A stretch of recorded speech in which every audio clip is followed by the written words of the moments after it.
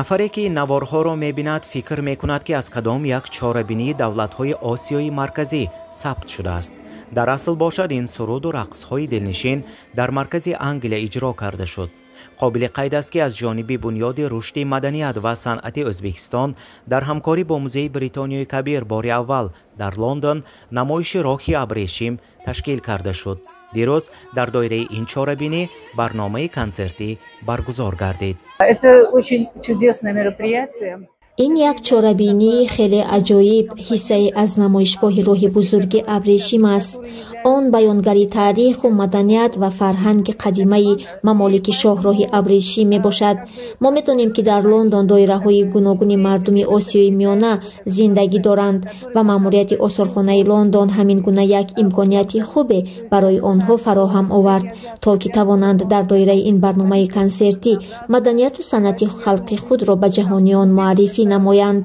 барои ин ба маъмурияти осорхона миннатдорӣ баён мекунам.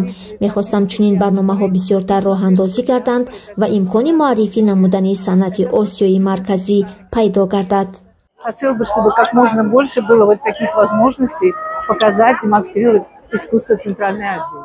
дар барномаи консертии мазкур намояндагони мамлакатҳое ки дар сари роҳи бузурги абрешим қарор доштанд чун Эрону Бохтару Суғду Чин ширкат варзиданд. аз санъати диёри худ намунаҳо намоиш доданд. دلمون میخواد که همیشه شادی رو برای مردم بیاریم. من فکر میکنم شادی آوردن برای مردم یک عبادته خودش.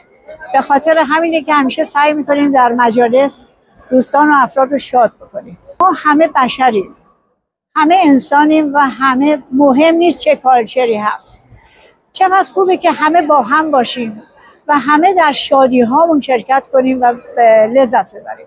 тавре ки ҳамсӯҳбат ва ҳамватанони мо оилаи Маҷидовҳо иброз доштанд, шоҳроҳи абрешим ки ҳанӯз аз давраҳои пеш аз мелод Осиёро тавассути роҳҳои корвонгард бо Аврупо пайванд мекард, на танҳо барои василаи табодули иқтисодию тиҷорӣ, балки воситаи хуби нақлу ҳамли фарҳангу маданият ҳам буд.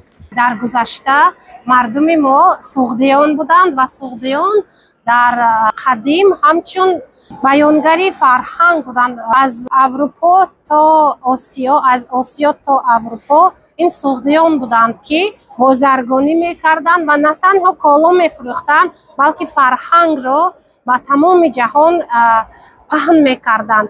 аҷибаш ин ки суғдиён артиши ҳарбӣ надоштанд ва тамоми муносибатҳоро бо мардумони дигар, бо давлатҳои дигар бо дипломатия ба анҷом мерасониданд. ин аз он гувоҳ медиҳад ки мардуми мо қувваи худро на барои масалан ҳарбу зарбу ин ҳарбиён сарф кардааст. онҳо бо ҳамин фарҳанг, бо роҳи илм тамоми дунёро тасхир кардаанд. ва вазифаи мо имрӯз аз гузашта огаҳ будан аст ва инҷо беҳуда нест ки чунин як намоишгоҳро баргузор карданд ва агар инҷо дар зали махсус дароед агар ҳамон деворае ки аз Афросиё пайдо кардаанд ҳоло меҳмони осорхонаи Британия аст ва боиси фахри мо аст ки чунин як тамаддунро дар гузашта мардуми мо офарида буданд ва мо имрӯз бо ифтихор мегӯем ки мо фарзандони чунин як миллати наку, миллати бо фарҳанг ҳастем.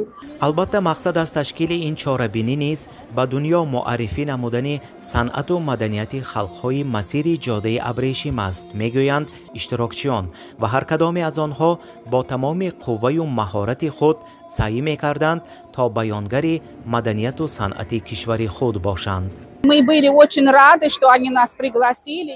мо хеле хурсандем ки моро низ таклиф карданд ва инҷо кишвари худ Туркманистонро муаррифӣ кардем. ман суруди миллиеро бо дутор иҷро кардам ва сарояндаи дигари мо Ортиқ Бозоров суруди анъанавиеро сароид.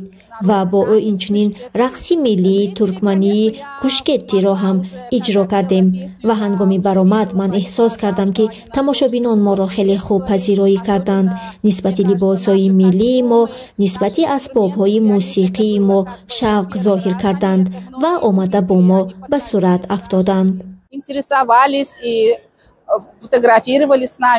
گروهی که داریم از سمرقند، از افغانستان و از ایران با هم نوازی داشتیم و چند قطعه از موسیقی مناطق خودمون رو اجرا کردیم تا سهمی داشته باشیم در یادآوری و خاطرات و فرهنگ و هنر جاده مهم ابریشم. امروز یک گرد همایی هست برای نشون دادن دوستی و مشترکات فرهنگی. هموطنان ازبک زبان ما باشند رقص زیبای خوارزمی یعنی لزگی و پولک اندیجانی را اجرا نمودند که خیلی به حاضرین پسند افتاد.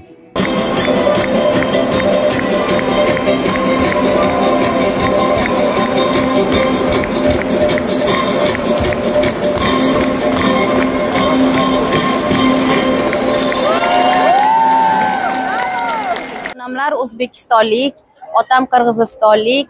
مادرم ازبکستانی، پدرم قرغیزستانی است. امروز در آثارخانه معروف و مشهور دنیوی در لندن در این چاره‌بینی صنعت ازبکستان را نمایش داده ایستادم.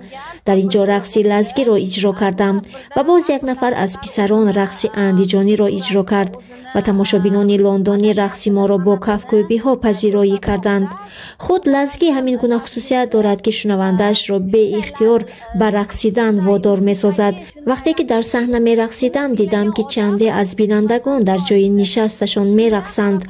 آنها را نیز به صحنه تکلیف کرده در یک جایگی خرسندانه رقصیدیم. Shularni ham birga tortib sahnaga taklif qildim. Birgalikda mazza qilib raqsga tushdik. صنعت سرحد ندارد، صنعت زبان ندارد میگویند که حق است و راست. آن روز این گفته ها در کنسرت مذکور باری دیگر اثبات خود را یافت.